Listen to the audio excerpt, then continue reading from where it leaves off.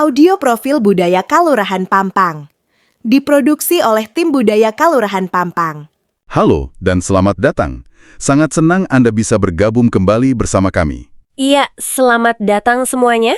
Hari ini, di eksplorasi mendalam kita kali ini, kita akan melakukan perjalanan ke sebuah tempat yang mungkin belum pernah Anda dengar. Tapi percayalah, kisahnya punya kekuatan untuk benar-benar mengubah cara Anda melihat arti kata komunitas. Betul sekali. Kita akan membedah sebuah dokumen yang luar biasa komprehensif.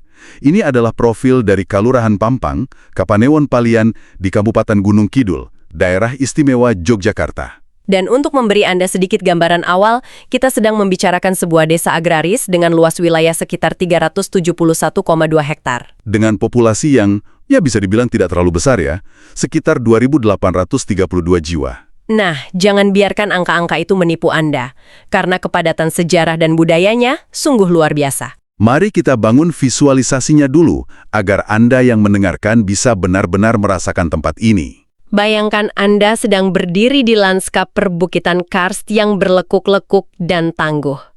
Angin berhembus membawa aroma tanah tegalan yang kering. Tanah yang hidupnya sangat mengandalkan kemurahan hujan ya.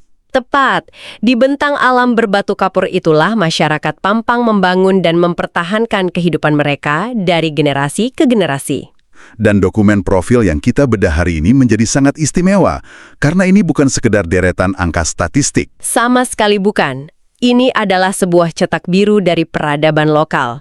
Dokumen ini merekam dengan sangat detail bagaimana kehidupan sosial di sana bisa bertahan, bahkan berkembang. Karena mereka bertumpu sepenuhnya pada filosofi paguyuban dan gotong royong. Mengarsipkan profil budaya semacam ini secara terstruktur, itu ibarat menyimpan DNA dari ketahanan manusia itu sendiri loh. Sangat esensial. Mari kita urai ini dari awal. Setiap tempat pasti punya titik nol kan? Sebuah fondasi yang menjadi awal mula sejarah mereka diakui secara resmi. Tentu. Dari sumber yang kita kumpulkan, kapan sebenarnya cerita Kalurahan Pampang ini dimulai secara formal dan bagaimana mereka bisa menentukan tanggal pastinya? Titik nol mereka ditetapkan pada tanggal 8 Mei 1916. Atau, jika kita menggunakan penanggalan Jawa yang sangat lekat dengan identitas mereka, itu jatuh pada tanggal 5 Rejeb J1846. 1916? Itu sudah lebih dari seabad yang lalu. Betul, dan bagaimana mereka sampai pada tanggal ini adalah sebuah proses akademis dan sosial yang sangat menarik. Ini bukan sekedar mitos yang ditebak-tebak oleh sesepuh desa. Berarti ada dasar legalnya ya? Ada.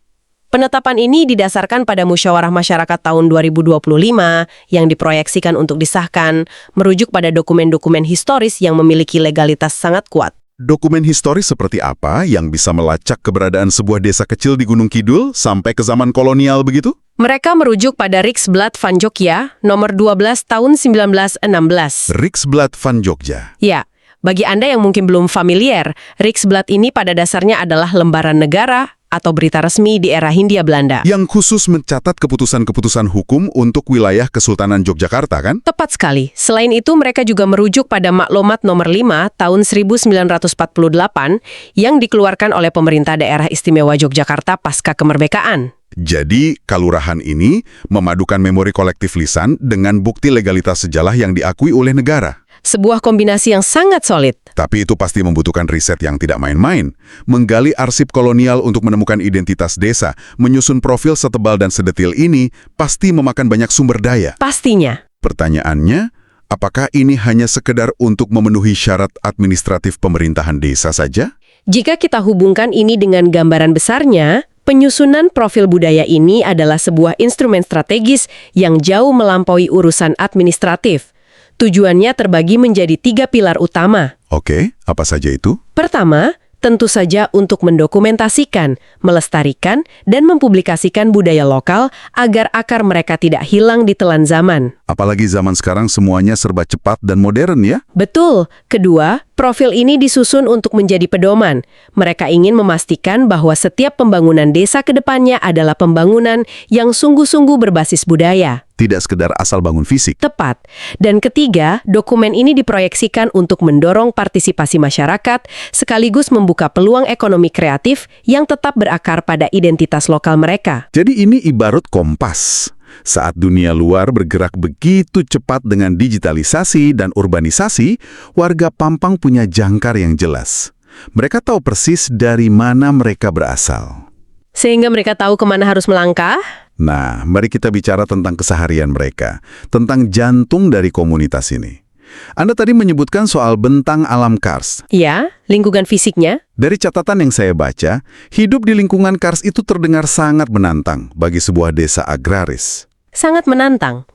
Karst itu identik dengan bebatuan kapur, air tanah yang posisinya sangat dalam dan sulit dijangkau, serta lapisan tanah subur yang sangat tipis. Lalu bagaimana perekonomian mereka bisa berjalan? Karena kondisi geografis ini, perekonomian warga Pampang sangat ditopang oleh pertanian tada hujan. Artinya, mereka tidak punya kemewahan sistem irigasi teknis yang mengalir sepanjang tahun. Oh, jadi mereka benar-benar menunggu siklus hujan alami. Sepenuhnya bergantung pada siklus alam. Komoditas utama yang bisa bertahan di tanah seperti itu adalah singkong, jagung, dan kacang tanah. Berarti kalau hujan terlambat turun sedikit saja, seluruh siklus ekonomi mereka bisa kacau balau ya? Sangat rentan. Lalu bagaimana mereka menyiasati ketidakpastian alam seperti itu? Mereka melakukan diversifikasi. Dengan cara apa? Selain bertani, mereka juga memelihara ternak seperti sapi dan kambing. Tapi jangan bayangkan peternakan industri skala besar ya. Ini lebih ke peternakan rumah tangga. Benar, ini peternakan rakyat. Hewan ternak berfungsi sebagai tabungan hidup. Ketika ada kebutuhan mendesak seperti biaya sekolah anak atau membangun rumah, sapi atau kambing itulah yang dijual. Paham. Selain bertani dan beternak, apakah ada mata pencarian lain? Pedagang kecil, dan banyak juga kaum migran yang merantau ke kota besar. Menarik sekali bagaimana kondisi geografis mendikte cara mereka bertahan hidup. Bertani menanti hujan, mengandalkan tabungan ternak, pasti ada dampak psikologis dan sosial dari pola hidup keras semacam ini. Tentu saja, dan jujur, inilah intisari dari profil sosial mereka. Alam yang menantang dan sulit ditaklukkan sendirian ini pada akhirnya memaksa dan membentuk sebuah karakter sosial yang luar biasa. Maksudnya, mereka dipaksa untuk bersatu. Anda tidak bisa bertahan hidup secara individualistis di lingkungan Kars tada hujan. Jika Anda bersikap egois, Anda tidak akan bisa panen, tidak bisa membangun rumah, atau bahkan tidak bisa mendapatkan air. Jadi alam itu sendiri yang melahirkan nilai paguyuban yang absolut di Pampang. Tepat sekali. Keterikatan satu sama lain bukanlah sekedar basa-basi sosial, melainkan strategi bertahan hidup yang paling mendasar. Luar biasa. Lalu bagaimana nilai paguyuban ini termanifestasi dalam kehidupan sehari-hari? Wujudnya sangat nyata. Mereka punya tradisi gotong royong untuk fasilitas umum, lalu ada yang namanya sambatan. Sambatan. Ini kata yang menarik. Sangat menarik. Sambatan adalah tradisi saling membantu pekerjaan berat tetangga, seperti memperbaiki atap rumah atau mengolah lahan, tanpa pamrih dan tanpa ekspektasi bayaran uang. Tanpa dibayar uang sama sekali. Sama sekali tidak. Mereka hanya dibayar dengan makan bersama dan janji tak tertulis bahwa tenaga itu akan dibalas saat mereka ganti membutuhkan. Sistem barter tenaga yang sangat murni. Betul. Ada juga tradisi rewang saat tetangga menggelar hajatan, kenduri untuk mendoakan keselamatan, serta kepatuhan yang tinggi pada hasil musyawarah dan figur sesepuh. Itu sistem jaring pengaman sosial yang sangat organik ya. Nah, untuk merekam semua kekayaan interaksi manusia dan alam ini, penyusun profil Pampang ternyata menggunakan metodologi yang sangat rapi. Ya, mereka menggunakan pendekatan yang terstruktur. Mereka tidak sekedar mencatat secara acak, tetapi menggunakan kerangka 10 objek pemajuan kebudayaan yang diatur dalam Undang-Undang Nomor 5 Tahun 2017. Sebuah langkah pendokumentasian yang cerdas. Bagaimana mereka memasukkan kehidupan desa sehari-hari ke dalam 10 kategori formal pemerintahan ini? Mereka melakukannya dengan sangat brilian. Mari kita urai beberapa di antaranya agar Anda bisa melihat bagaimana konsep akademis ini menjelma menjadi realitas keseharian di Pampang. Mari kita mulai dari pengetahuan tradisional. Karena mereka bertani tada hujan, mereka memiliki pengetahuan mendalam tentang mongso. Mongso itu semacam pembacaan tanda alam ya? Benar, pembacoran tanda-tanda alam dan perhitungan kalender tanam. Mereka tahu kapan harus menyebar benih hanya dari pergerakan angin atau posisi bintang. Dan ini pasti berkaitan erat dengan teknologi tradisional mereka, mengingat kontur tanah Kars yang berbatu. Disitulah teknologi tradisional masuk. Anda masih akan menemukan alat pertanian manual yang ikonik, seperti luku dan garu untuk membajak tanah berbatu. Ada juga ani-ani ya? Ya, ani-ani untuk memanen dan lesung kayu untuk menumbuk hasil bumi. Mereka juga melestarikan arsitektur rumah tradisional dan lumbung padi yang sirkulasi udaranya didesain khusus agar hasil panen tetap kering. Selain pertanian, apakah ada pengetahuan tradisional di bidang lain? Pengetahuan tradisional mereka juga mencakup kemampuan meracik jamu, pijat urut tradisional, hingga kuliner khas desa. Saya jadi penasaran, dengan minimnya teknologi digital di masa lalu, bagaimana mereka mewariskan semua pengetahuan kompleks tentang mongso atau cara membuat alat itu ke generasi berikutnya? Pewarisan itu dilakukan melalui tradisi lisan dan penggunaan bahasa. Disinilah kekayaan budaya mereka benar-benar bersinar. Tradisi lisan seperti cerita rakyat begitu. Tidak hanya cerita asal-usul wilayah atau dongeng tokoh leluhur, tetapi juga syarat dengan gugun tohon. Gugun tohon, pepatah lokal ya. Iya, pepatah lokal yang berfungsi sebagai pengontrol perilaku sosial. Saya membaca salah satu contoh gugun tohon di profil mereka yang bikin saya tersenyum. Ada pepatah berbunyi, aja mangan brutu, mundak guneme mencela-mencele. Iya, jangan makan ekor ayam. Nanti bicaramu tidak bisa dipercaya. Secara logika mungkin tidak nyambung ya, tapi ini cara yang sangat unik untuk mengajarkan etika. Tis. Dan penyampaian tradisi lisan ini dibungkus dengan objek kebudayaan lainnya, yaitu bahasa. Betul sekali. Mereka menggunakan bahasa Jawa, namun penggunaannya sangat bertingkat. Ada ngoko untuk teman sebaya, madyo untuk level menengah, dan krama untuk yang lebih tua atau dihormati. Bahasa di sana bukan sekedar medium pertukaran informasi ya. Melainkan cerminan langsung dari hierarki sosial, rasa hormat, dan tata krama yang tertanam kuat. Sangat komprehensif. Lalu, apakah mereka tidak memiliki catatan tertulis sama sekali? Bagaimana dengan objek pemajuan kebudayaan berupa manuskrip? Nah, ini memunculkan sebelah ironi akademis yang dicatat dalam profil tersebut.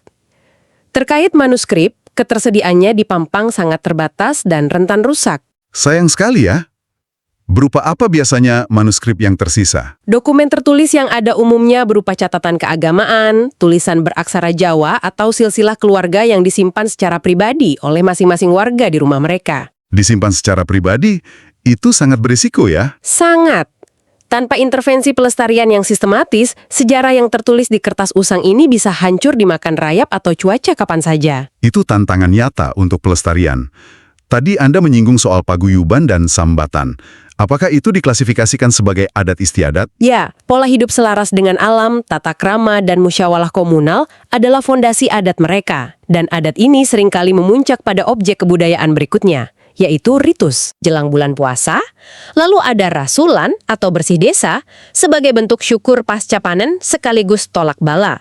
Oh, dan ada juga ritus untuk hewan ternak kan? Ya, gumbregan, sebuah ritus khusus untuk mendoakan keselamatan hewan ternak mereka. Hewan ternak pun didoakan secara khusus. Ini menunjukkan betapa berharganya sapi dan kambing bagi kelangsungan hidup mereka. Dan tentu saja, sebuah perayaan desa tidak akan lengkap tanpa hiburan. Disinilah seni, permainan rakyat, dan olahraga tradisional mengambil peran.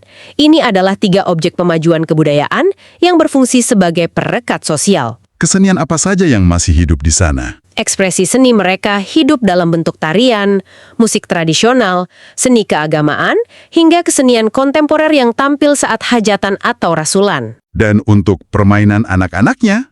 Untuk anak-anak, ada permainan rakyat seperti gobak sodor, bentik, kelereng, dan congklat yang mengajarkan kerjasama dan strategi. Olahraga tradisionalnya juga tidak kalah seru ya? Iya, sementara untuk orang dewasa, olahraga tradisional seperti pencaksilat, PSHT di tingkat desa, atau lomba balap karung, panjat pinang, dan tarik tambang di tingkat dusun menjadi medium untuk meleburkan sekat-sekat sosial. Nah, disinilah eksplorasi kita menjadi sangat menarik. Karena kerangka 10 objek kebudayaan tadi hanyalah lensa untuk melihat secara umum. Kalurahan Pampang ini ternyata tidak homogen. Benar, desa ini punya pembagian wilayah yang unik. Wilayah ini terbagi menjadi 5 padukuhan atau setingkat dusun yang mengkoordinasikan 23 RT dan 5 RW.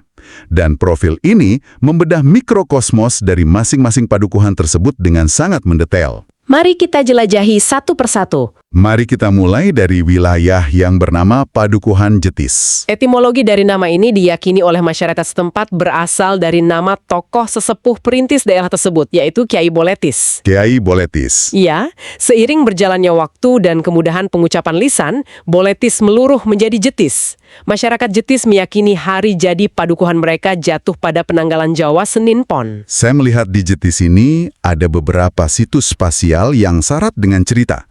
Ada makam leluhur, tempat Kiai Boletis disemayamkan, dan sebuah pohon randu alas di perbatasan yang dianggap angker. Karena ada mitos kemunculan Geni Omo atau api misterius di sana, Tapi dari semua catatan tentang Jetis, perhatian saya tertuju pada objek yang disebut Bahbuk dan Buk Kajing. Bisa Anda jelaskan konteks dari objek ini? dalam terminologi lokal Yogyakarta, kata buk umumnya merujuk pada gorong-gorong, tepian jembatan, atau saluran air kecil. Sementara kajeng berarti kayu. Gutorong kayu. Ya, di Padukuhan Jetis, Buk Kajeng dan Mbah Buk yang terletak di perempatan jalan dusun ini tidak dipandang sekedar sebagai infrastruktur fisik peninggalan masa lalu. Masyarakat merekontekstualisasi bangunan ini menjadi entitas spiritual. Menjadi sesuatu yang sakral. Betul, mereka meyakini bahwa jembatan air ini memiliki penunggu gaib. Buktinya, hingga saat ini warga masih menempatkan sesaji di sana ketika mereka menggelar acara hajatan atau saat perayaan rasulan. Ini adalah contoh klasik bagaimana masyarakat agraris menyakralkan sumber atau jalur air. Bayangkan, sebuah gorong-gorong kayu kecil berfungsi sebagai jembatan fisik, sekaligus jembatan spiritual bagi warganya. Di Jetis ini juga tercatat kuatnya kesenian Sholawatan Jawa dan wayang kulit, serta permainan seperti layangan dan lompat karet. Oke, dari Jetis kita bergerak ke mikrokosmos kedua, Padukuhan Polaman. Namanya terdengar sangat religius ya? Pemaknaan Anda tidak salah. Nama Polaman dipercaya berasal dari gabungan kata pol yang berarti batas akhir atau pungkasan, dan kata ulama. Pol Ulama. Polaman. Konon, sejarahnya ditarik ke tahun 1848, ketika seorang ulama pengembara dari daerah Bagelen bernama Kiai Mangun Injoyo mengakhiri perjalanannya dan memutuskan untuk menetap serta menyebarkan ajaran di wilayah tersebut. Sama seperti Jetis, hari jadi Polaman juga disepakati jatuh pada Senin Pon ya. Di Polaman tentu saja ada makam Kiai Mangun Injoyo. Tapi saat membaca profil kawasan ini, saya menemukan satu fakta sejarah nasional yang membuat saya tercengang. Oh, tentang rumah bersejarah itu? Ya. Di Polaman ada sebuah rumah milik warga bernama Adi Suntono. Rumah ini konon pernah menjadi tempat persembunyian Panglima Besar Jenderal Sudirman pada masa Perang Gerilya tahun 1946. Fakta itu benar adanya. Dan yang membuatnya semakin memukau adalah bagaimana jejak sejarah itu diperlakukan. Bagaimana mereka memperlakukannya?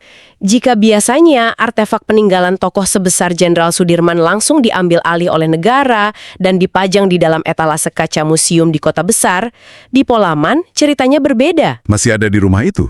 Perabotan yang digunakan sang jenderal saat beristirahat di sana, seperti kursi, meja, teko, dan cangkir, masih tersimpan dan dirawat dengan sangat rapi oleh keluarga pemilik rumah hingga hari ini. Itu butuh dedikasi luar biasa dari keluarga tersebut.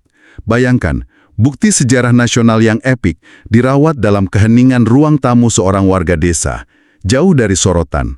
Luar biasa. Kita lanjut ke Padukuhan ketiga. Yang secara administratif menjadi pusat atau ibu kota kalurahan ini, Padukuhan Pampang. Mengingat perannya sebagai pusat, asal-usul nama Pampang sangat representatif ya. Berasal dari kata bahasa Jawa, pangpang, yang berarti cabang-cabang pohon atau titik pusat pertemuan.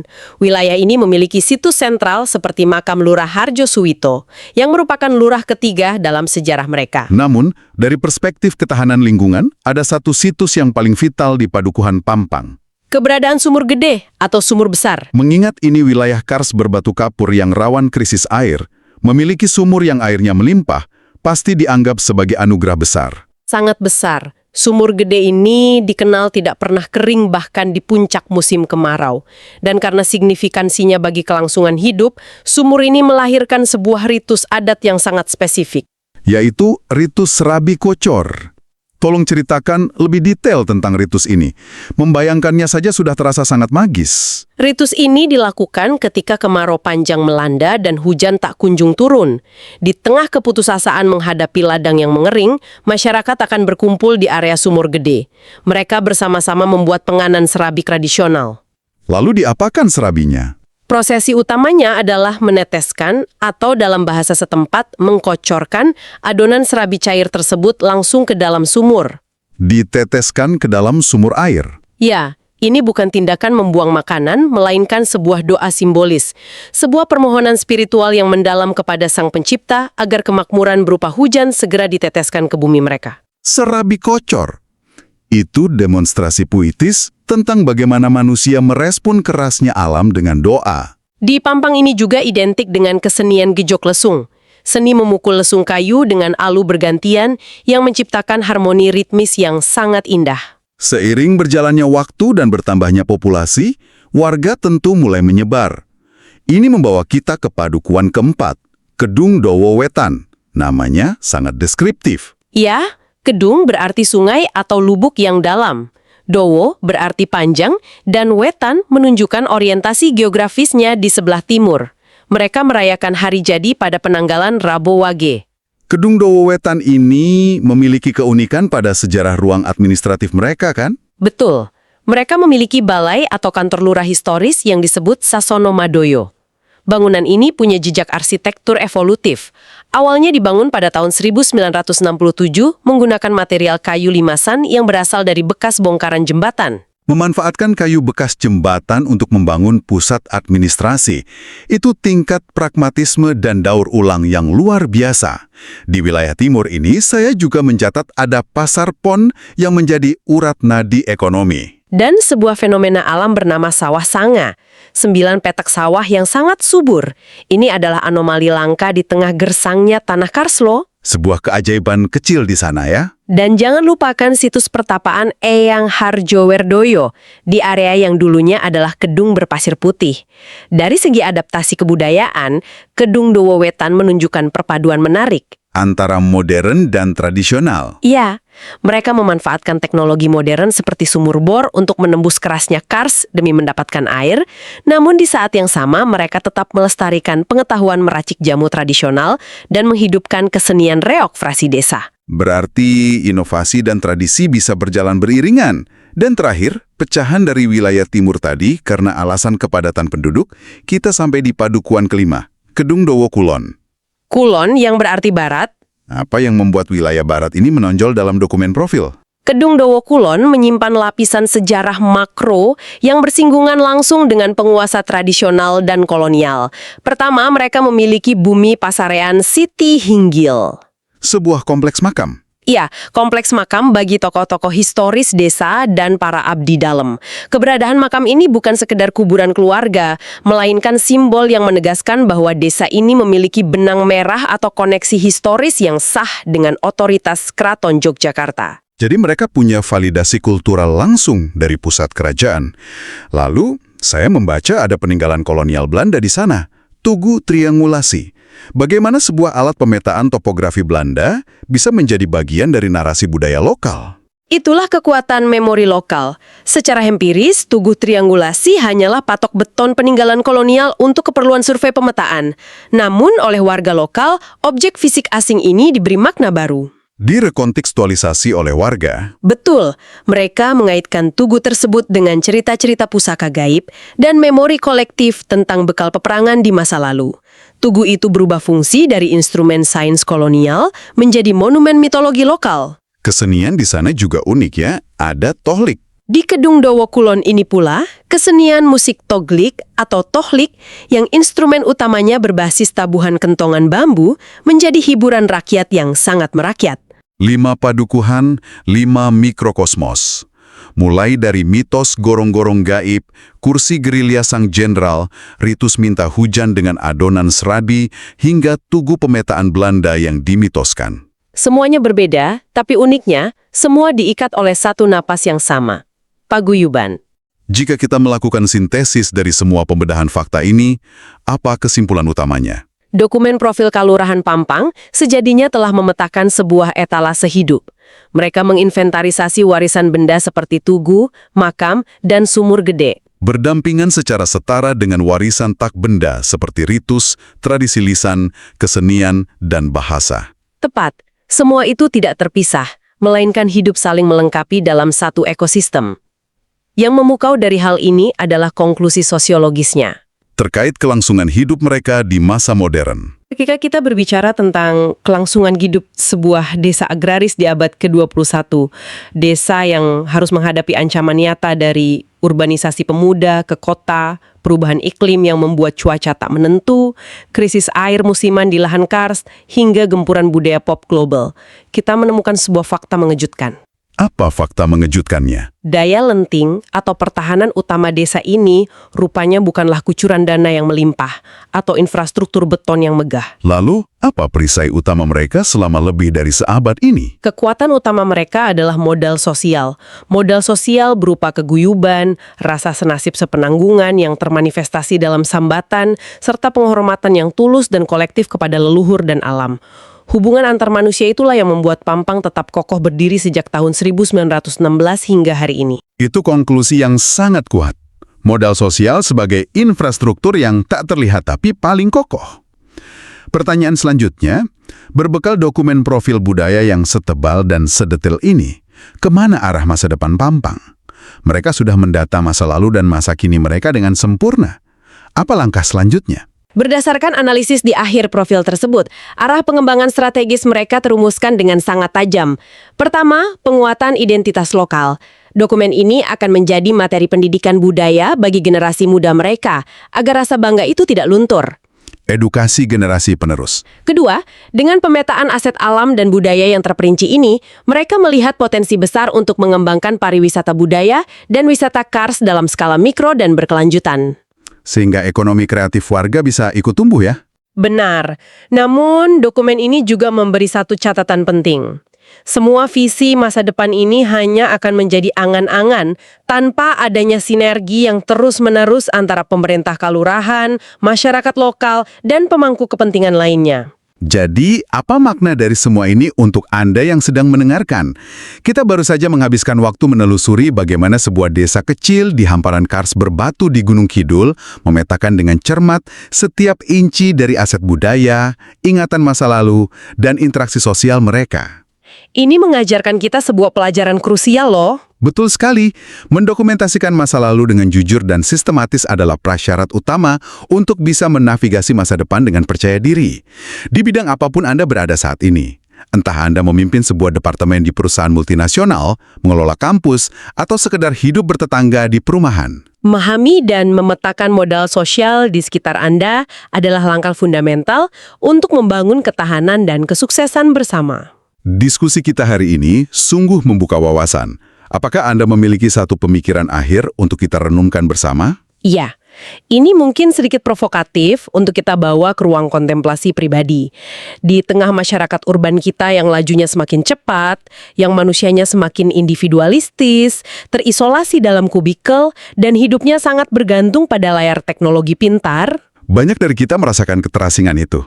Nah, mungkinkah solusi untuk krisis kesepian dan keterasingan modern yang banyak kita alami saat ini justru tersembunyi jauh di desa agraris sana, tersembunyi dalam filosofi sederhana ala masyarakat kars tada hujan ini? Mungkinkah untuk bergerak maju di abad ini, kita justru perlu belajar kembali cara kuno untuk sambatan dan bergotong royong dengan tetangga kita? Sebuah pertanyaan penutup yang benar-benar memaksa kita merenungkan ulang cara kita hidup bermasyarakat. Terima kasih banyak untuk Anda yang telah memberikan waktu berharga Anda untuk setia menemani eksplorasi mendalam kita hari ini. Kami harap perjalanan ke Kalurahan Pampang ini membekali Anda dengan perspektif baru tentang betapa perkasanya kekuatan sebuah komunitas yang merawat tradisi dan saling menjaga. Sampai jumpa di bedah materi kita selanjutnya. Tetaplah kritis, tetaplah penasaran, dan teruslah belajar.